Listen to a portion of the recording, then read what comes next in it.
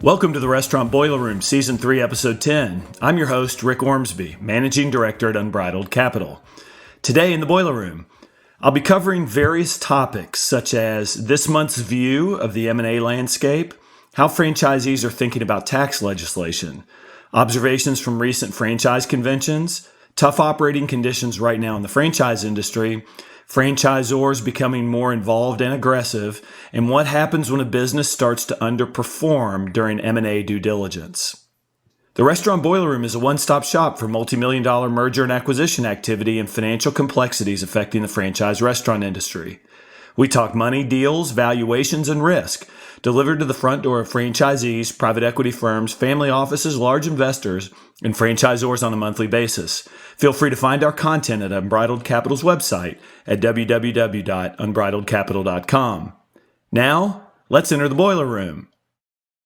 Well, hey, I'm glad to be on the mic again here, and thank you so much for listening. I've wanted to shout out to a few folks. I tell you, I've started going to conventions again, kind of in our franchise industry. They have kind of annual national conventions or regional conventions that happen across the country. And it's so great to be able to see people in person. Although I'll tell you, the attendance hasn't been 100%. I would say by just kind of an informal estimation of looking around at old friends and clients and all this kind of stuff, I see couple of conventions we've been to, and I'll talk more about this later, the Taco Bell convention and the Wendy's convention. It seems like there's probably 60 to 70% attendance, right? So it's down 30 to 40%, which is understandable. A lot of people still aren't traveling, but it's good to see everybody again, or not everybody, but some of you, and some of you who are listening. A lot has happened, like some friends of mine, several have had health challenges, people who are acquaintances and friends, and you just kind of lose touch after a year and a half of not being able to see people. So I make note of that. And for those of you who are listening, I keep a quote by my desk that says, be completely humble and gentle and be patient, bearing with one another in love. Sometimes, the humility and patience and some of these things that I struggle with in love are what we need to show people who been quietly going through a struggle in their lives, with a health challenge or something with their families. And so I encourage you, just as a side note, to ask questions and to reach out to folks who you haven't talked to in a while and show that love to them, man. I know there's some quiet struggling that's been going on with a lot of folks who are friends of mine in this industry, let alone your friends and acquaintances that you're talking to.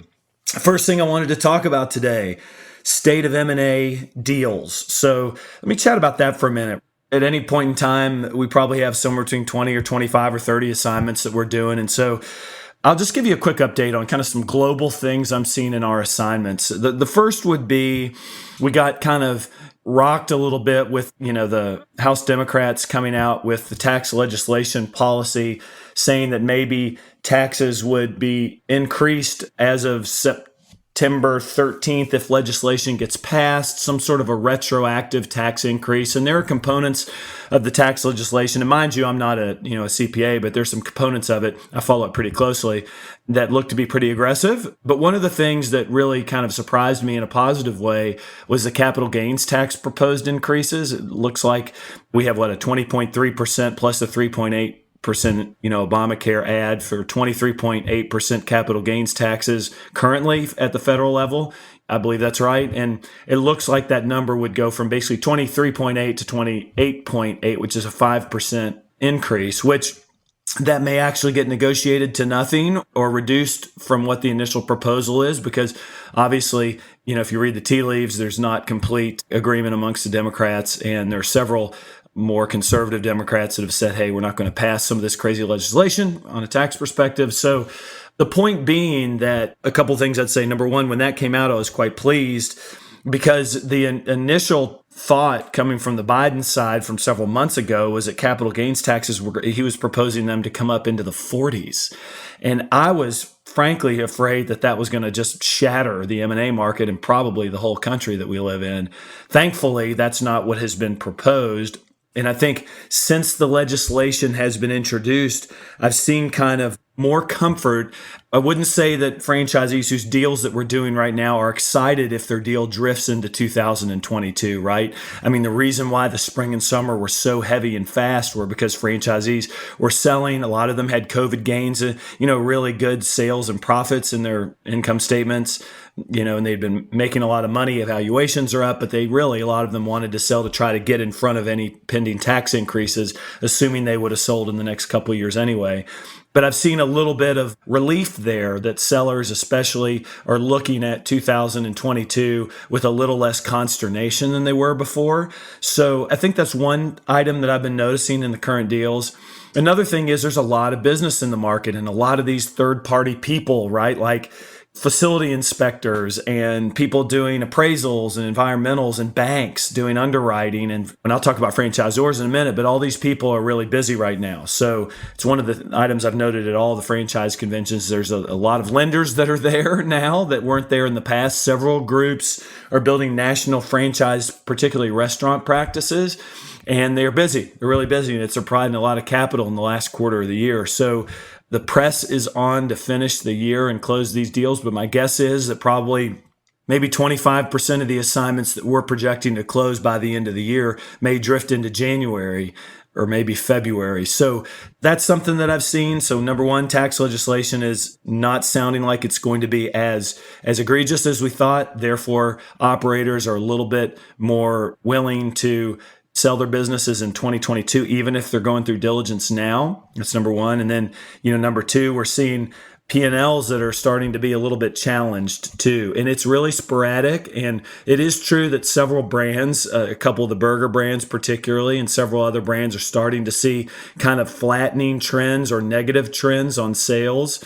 It's a lot of it too across the country is not so much brand specific, but it's like location or geographic specific. I mean, we've seen even great brands, I won't name them, but some that are up like 7 or 8 or 9% still year over year in sales nationally. But here we are going into some particular market for one reason or another, and I can't even make sense of why it isn't performing the way the national trend is. There's a lot of variety in performance across markets, but one thing that you see particularly is that commodity inflation is starting to show up, and labor is particularly a problem. And I've heard it a lot of times over the last month, some friends of mine are saying, I'm having to work in the restaurants again. I'm having to work in the stores, and I would have higher sales if I could staff my restaurants. I've heard this in North Carolina in burger brands. I've heard this in the Midwest in chicken brands and pizza, that the staffing problem is really hindering kind of the recovery nationally with restaurants, but that it's also taking a chunk out of comp sales growth on a year-over-year basis in some of these brands, especially as they're rolling over some pretty difficult comps from 2020 at this time, right? I mean, in October, September timeframe, in 2020, we had kind of started to see the turnaround, and I kind of challenge you to listen back to what I was saying back then when everyone was still scared of their shadow. And I was like, we're going to start to see a turnaround, not only in M&A, but in sales. And I'm really positive about it. And really, in many cases, my wife will tell you I'm never right. So I was actually right this time if you go back and listen. But nonetheless, we had really strong and growing sales trends as we hit Q4 of 2020. So that makes the comp sales look in 2021 much more difficult. I was just kind of pulling through like some numbers, but just out of the blue, I'll just tell you this is some data that I've just kind of seen, for 2021 Q2 now, not Q3, but this is looking back a quarter.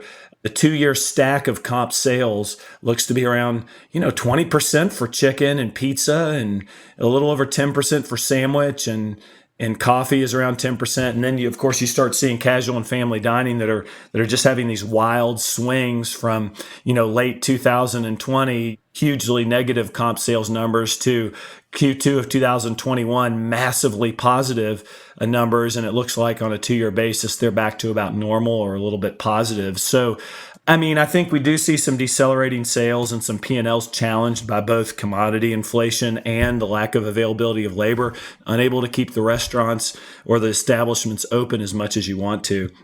What else would I say about the state of current M&A deals?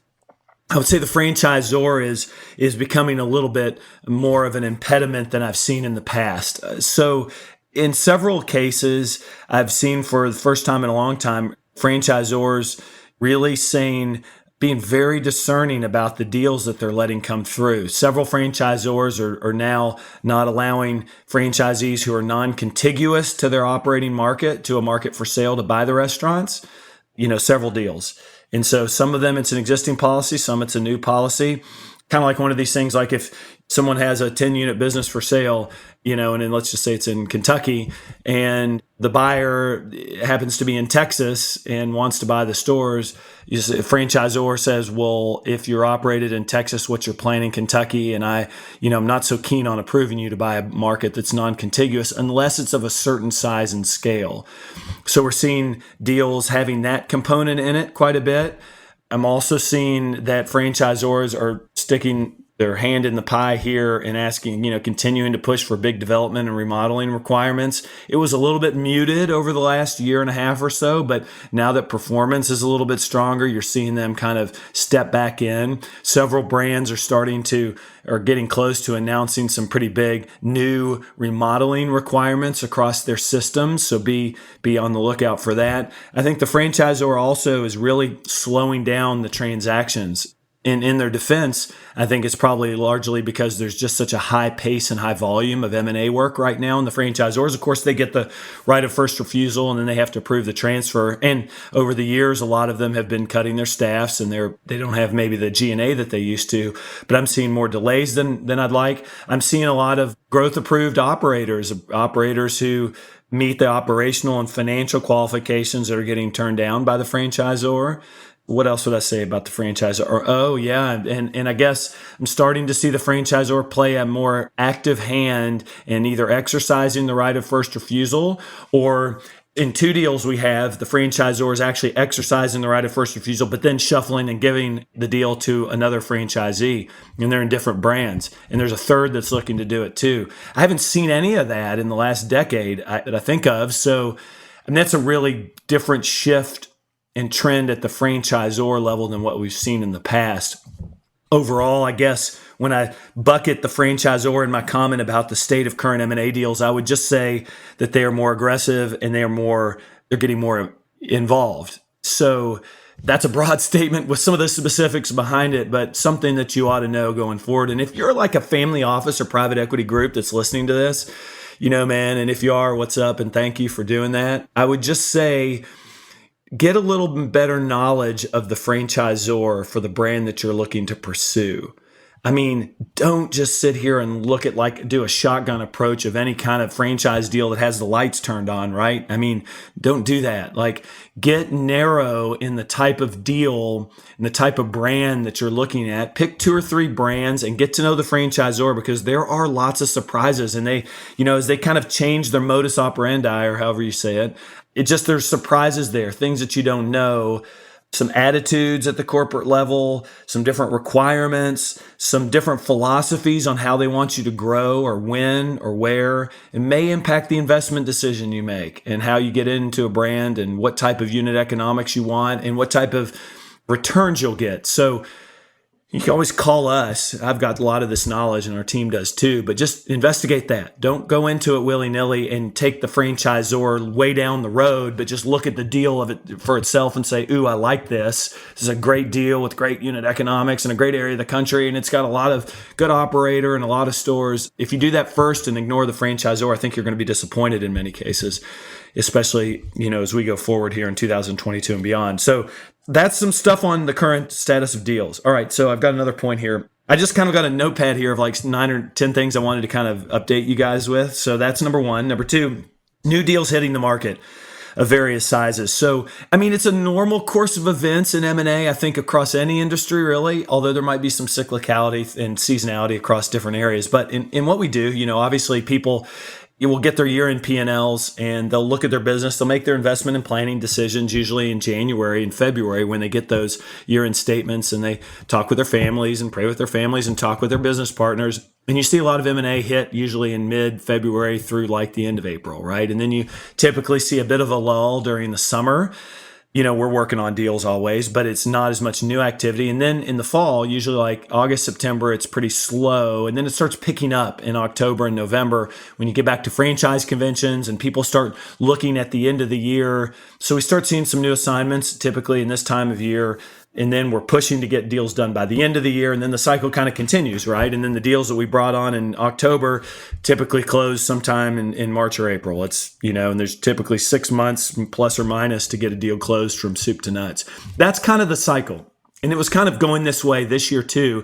But I thought, like, we've had so much of a pull forward of sellers and so many buyers in the market because interest rates are so low and the conditions have improved so much and there's so much capital sitting around that wants to be invested and lenders are swarming again, right?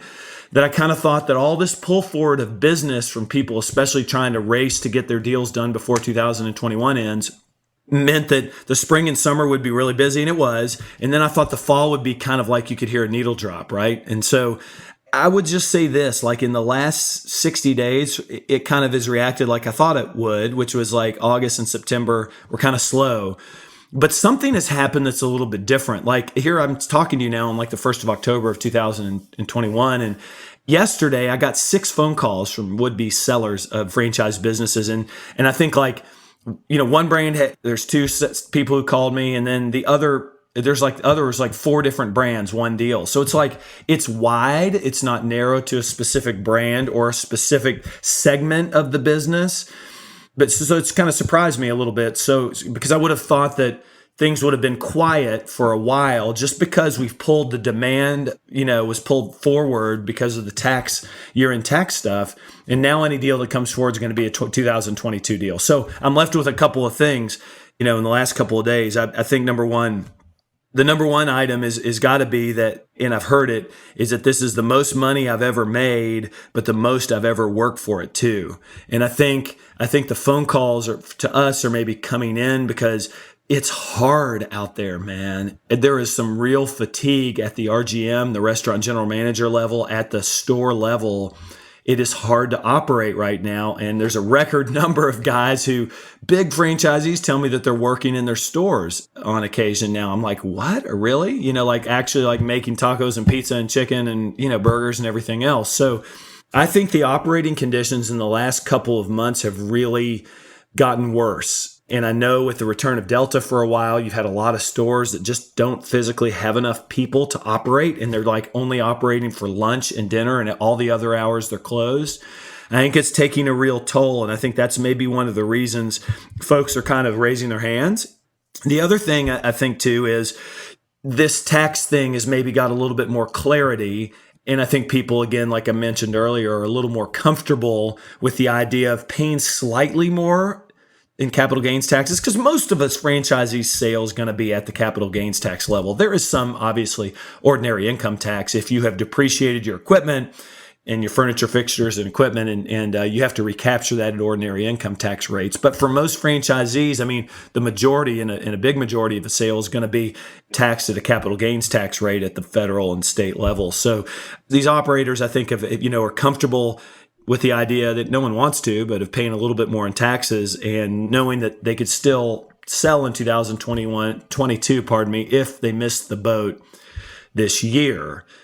And then, of course, we're starting to close deals. I mean, like, I think we've closed like 15 deals or 17 deals or something like that this year, and they're going for huge prices. And so, we send out, if you're on our database and you see the deals that we do, you see the closing announcements, and people talk to one another and they hear, oh crap, we're getting these enormous prices for these deals. And I think that's motivating them too, but probably in the face of what's become a difficult operating environment. And I've actually seen quite a few second generation folks who are the people operating these businesses. The first generation is kind of mostly retired, and then the second generation is probably in their 30s and 40s, and they're really maintaining the business. I've seen this in like 5 or 6 situations, and they've come to me recently and said, man, I don't know that I want to keep doing this. It's such a hard way to work, So, and these are talented guys and gals who've got a lot of experience as a second generation, and they're just not in it for 2 or 3 years. They've been in it for 10 years. So I think some of these things are kind of coming to fruition. And for that reason, I now think that it's going to be a very busy fall.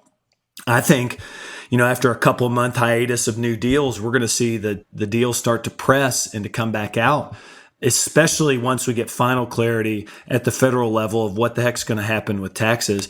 I project now that it's going to be a really busy 2022. Will it be as busy as 2021? I don't know. If as long as we don't hit like a major recession and the credit markets don't lock up, or the business conditions don't flip really poorly, or like the stock market doesn't drop by 20%, I think you're going to see a steady pace of sellers in 2022. So that's a little bit of a prediction. And I think too, you're going to see, I may have mentioned this before, but you're going to see some casual dining and fast casual businesses come back out on the market. I mean, like I was saying, like on a 2-year stack of comp sales for casual and family dining, like they were now in Q2 up over 2019, right? So on a 2-year basis, sales and profits are actually, well, I don't know about profits, but sales are up. And I think as that starts rolling itself through the P&L, you're going to see folks looking to either sell or refinance or recap their casual dining and family dining and fast casual businesses. But I have to put an asterisk by that when lenders bring liquidity back to those segments of the market. And right now, I was talking to some guys out at the Taco Bell convention, and right now there's just so much QSR deal flow that's looking to get closed with all the activity for year end that I just don't think there's much attention on it right now. And plus, most casual dining operators are like sitting on 4 or 5 or 3 or 4 months of good sales and profits. But before that, they still have some really messy P&Ls and some noise and some big declines, so that the timing may present itself for a return to M&A in that segment probably, or those segments maybe in Q1 of 2022. Who knows? We'll see, right? Okay, so I wanted to talk about new deals hitting the market, and there are various sizes too. So of the people who called me just in the last couple of days, I mean, we've got huge operators to tiny ones. So I don't think it's one particular brand, one particular area of the country, or a certain size of franchisee. I think it looks broadly like a big bucket of different types of operators who are investigating. I did come back from the Wendy's convention in September and the Taco Bell convention just a few days ago. There's not much to say on either of those conventions other than, it was great to see everybody. I thought there was a lot of positive sentiments in both brands, a lot of optimism. I mean, a lot of what no one was saying it, and I'm not sitting in on any of the corporate meetings. I'm just talking to franchisees, but a lot of what I would say is take market share type of sentiments and feelings. A lot of the Wendy's both of them, a lot of the Wendy's and Taco Bell franchisees are positive on the focus on breakfast. I think breakfast is an area for both of those brands that you're going to see a continued acceleration in 2022. I didn't have a chance to, they don't let us see any of the new marketing campaigns or anything like that, but there just seemed like a lot of marketing and new product optimism in both brands. And so I think you're, particularly in the burger space, I mean, Taco Bell is in a segment, right, where there's no true national competitor. No one really looks at Chipotle as an example, or Qdoba, or any of these brands as being like a direct competitor to Taco Bell. Actually, Taco Bell's biggest competitor, this is my opinion, could be Wendy's, right? I mean, like, it's kind of, someone might make the same purchasing decision, on the value menu at Taco Bell as they would at Wendy's. I remember Emil Brolick once famously saying that at a convention about 12 or 13 years ago, or maybe more, when he was Taco Bell's CEO. And then, of course, he became CEO of Wendy's several years after that. So Taco Bell, it doesn't have the true national competitor, but I do sense that Wendy's is on a bit of an upswing. I think they're probably also in a position to take some market share from some of the other burger competitors if they don't get their acts together. So those are some comments. Talking about, another point I wanted to make was talking a little bit about the difficulty and fatigue plaguing the business. I was just kind of jumping on CNBC.com the other day and saw a kind of an article that said the majority of restaurant operators say their business conditions are worse now than they were 3 months ago. And it says something like that only 9% of people, of franchisees, were saying that their business conditions have improved, while like a vast majority say they have gotten worse. 83% said they are at least 10% understaffed. 39% are missing more than a fifth of their needed workforce. And food costs have been rising dramatically. So I just make kind of note of that. Several friends of mine out at these two conventions are telling me that they've had multiple RGMs that they've had employed almost as family members really for 20 plus years, just come to them and say, we're just going to retire now. This has gotten too tough for us. This is, we've been holding the line, kind of military analogy, right? We've been holding the line. We've been in the bunker for a long time, but we can't do it forever. And so I think there's that fatigue that's hitting the industry. For those of you who are franchisees or who own franchise companies who are listening to this, you're probably like nodding your head and saying, yeah, duh, Rick, The commodity cost situation too is pretty rough. We've doing a couple of deals in brands that have like chicken wings, and my goodness gracious, those things can get expensive. It's interesting when you're in a brand that has a heavy percentage of your sales in chicken wings. It's like the pricing goes up and down so much within any given year that some years your profits could swing by a dramatic amount. And oftentimes you have to make sense of the fact that you're paying more for a kind of a deal in one of these concepts when the chicken wing prices are high, because you look at the 4 or 5 or 10 year trend and you see them becoming cyclical, and you have to get comfortable with the idea that even though you're buying them on high commodity costs now, a couple of years from now, unless the sky falls, they're probably going to be coming down, right? So we've seen commodity cost pressures quite a bit, but I note particularly in the chicken wing area. I have another item here. Someone wanted me to discuss what happens in due diligence when comp sales and profits start to decline. I think it's becoming, like I mentioned earlier, an issue a little bit. Of 25 or so deals that we're going through due diligence in right now, it's probably, at any one time, right? At any point in time, if I have 25 deals going, I ask my guys and we kind of go through it, you're probably going to have maybe a bell curve, but most deals are going to have sales and profits are about flat, because historically this industry has been up or down 1 or 2% in sales, comp sales, and profits, are fairly controllable, right? So in any one point in time, you typically have a big swath of deals where sales and profits are like pretty close to even. And then you have some people on the other side of the bell curve, but near the middle, that they're up or down a little bit in sales and profits, right? And all of those kind of deals typically proceed to closing. It would be rare in my mind to see a buyer retrading a deal if the sales and profits are down a little bit. Obviously, if they're flat or up, they're happy. It would also be rare to see a franchisee, a seller, walking away from a deal. Really, most of our clients almost never walk away from a deal. It's why our closing rate's like 90%. But like a seller walking away from a deal because their sales and profits are up and they now don't want to sell. That's a rare case anyway, but it would be rare to see it within the bounds of the bell curve that I just described. But in the world we live in now, we're at the extremes, right? We're at the extremes probably politically and culturally and all this other crap that we see out in the marketplace. But we're at extremes in sales too, or in this business too, because of COVID. So some clients have businesses that are crushing it. And as we're going towards due diligence and closing, like their sales and profits are really high on a comp basis over last year. And then you have others who are starting to see some pretty dramatic declines during due diligence.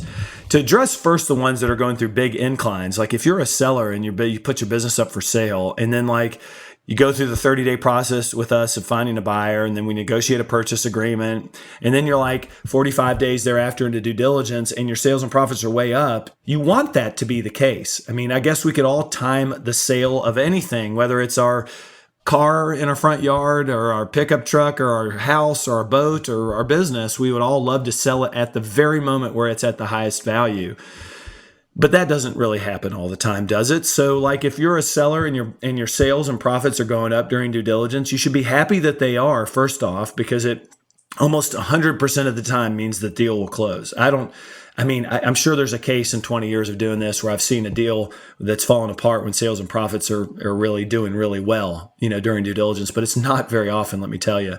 The other thing is you can kind of dictate some terms during due diligence. If you have a buyer who wants to push back and say, oh, the facilities need to be improved. Oh, I need $20,000 for this store for a new parking lot repair. Oh, this roof is busted and leaking. And oh, this HVAC unit at this store is as old as the hills. And you come into here and our, headset equipment's missing. And over there we got lights that are out in the parking lot.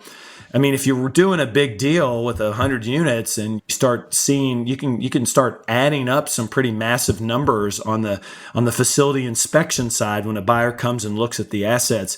But you have a lot more leverage when your sales and profits are up, don't you? And so for a seller, I just tell you that if your sales and profits are up during due diligence, good. It means the deal's likely to close unless you got a weird circumstance. And it also means that some of the terms and any kind of pushbacks during the due diligence period will be limited because the buyer's going to be like, whoa, I'm getting a good deal here. So there you go. That's on that side. Now let's move to the way on the extreme other side of the bell curve.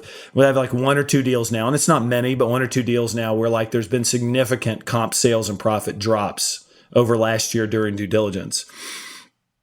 The first thing I would say is, when we see that coming, we try to present the deals, at least, verbally when talking to buyers, we try to make them aware that what they're seeing is potentially, moving downward. And of course, they have to do their diligence as well. That's the first piece. The second piece would be if sales and profits are down substantially, especially during the COVID period. We always encourage people to look at the 2 and 3 year sales and profit trends, and all of our deals have all of that, right? They've got sales income statements for at least 3 years, including the trailing 12-month period, so that a buyer and operator can look and see where they've been and where they are now and make their own determination of what they think the steady state will be, right? So all good buyers are going to be doing that, looking at fluctuations and looking at the increases and seeing how much they might come back.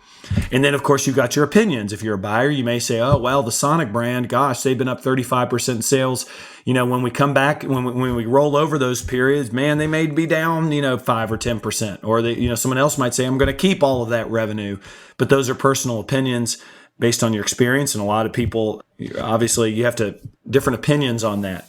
The other thing I would say is, when a deal does have significant amount of sales and profit degradation on a comp basis, lenders are going to start asking questions, right? And lenders are going to start changing their opinion, especially the risk department, which, I've talked to several of them in the last week, and these national franchise lenders, their risk and credit departments are, now taking note of what's happening during due diligence, right? And as we start rolling over some of these big COVID numbers for last year. So if you're a buyer and you're taking a deal to your lender, you should have that discussion with them, right away. Obviously, take your opinion, take all the historical financials, get a proposal letter or a term sheet from them, and then start to discuss with them if you're in a brand or a situation where you feel like there's going to be a pretty high amount of sales and profit degradation over last year.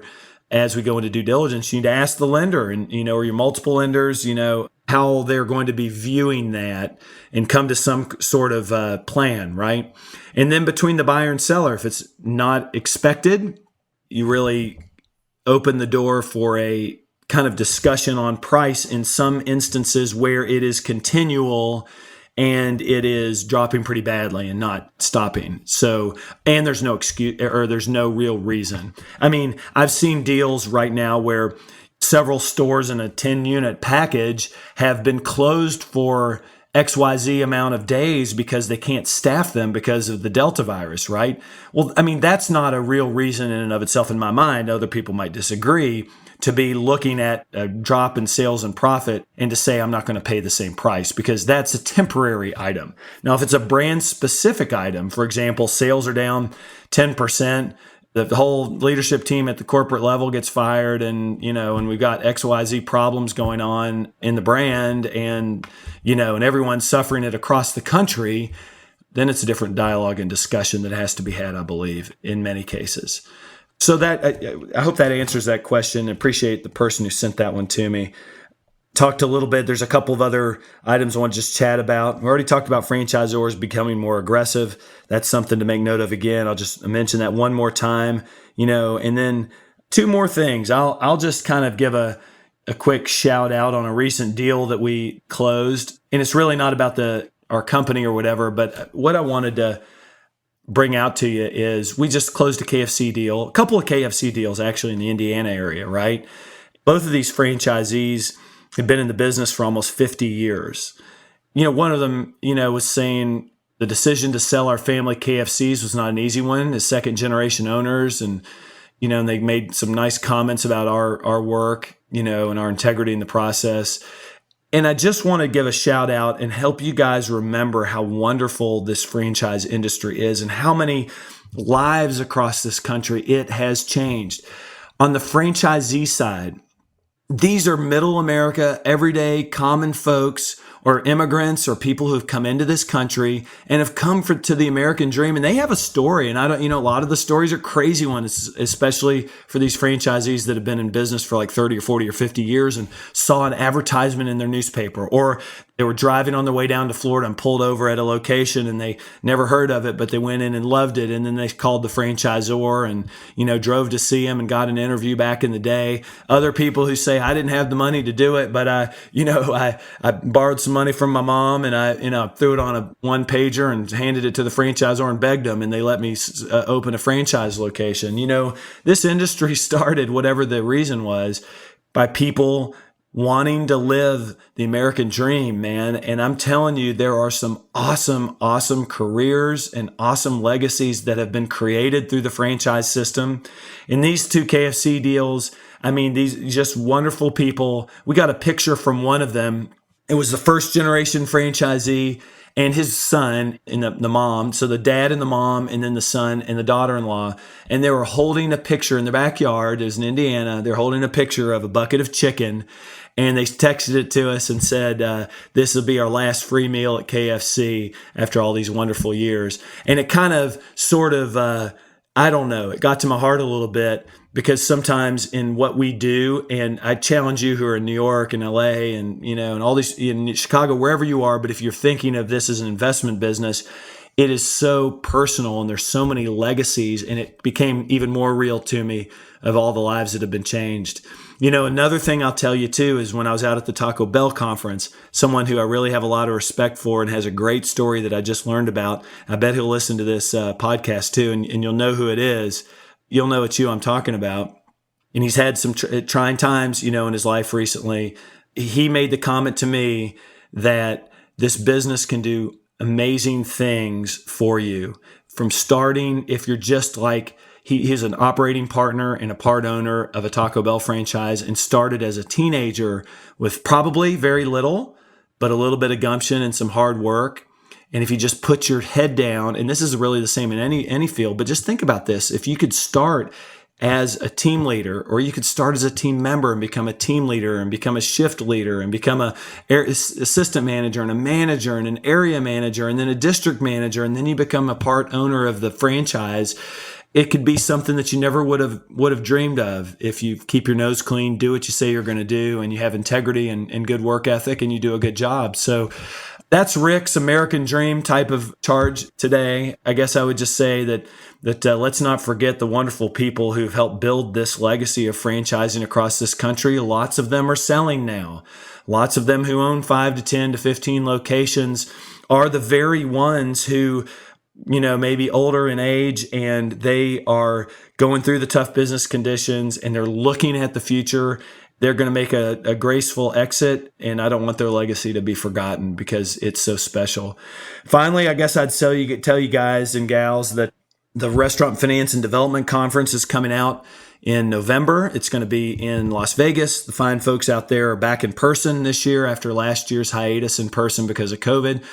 Unbridled will be there. I'm going to be bringing, I think, Derek, Tony, and Raymond with me from our Unbridled team, and we'll have a booth. And so come out and say hi to us. If you're going to be there, be an honor to meet you.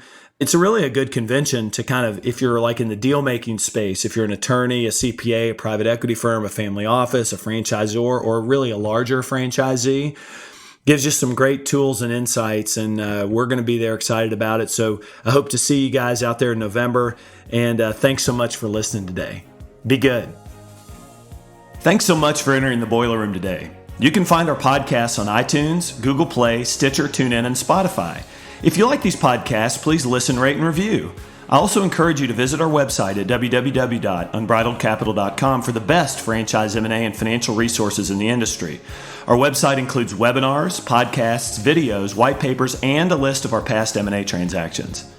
Please note that neither Rick Ormsby nor Unbridled Capital Advisors LLC give legal, financial, or tax advice. These podcasts represent opinions that have been prepared for informational purposes only.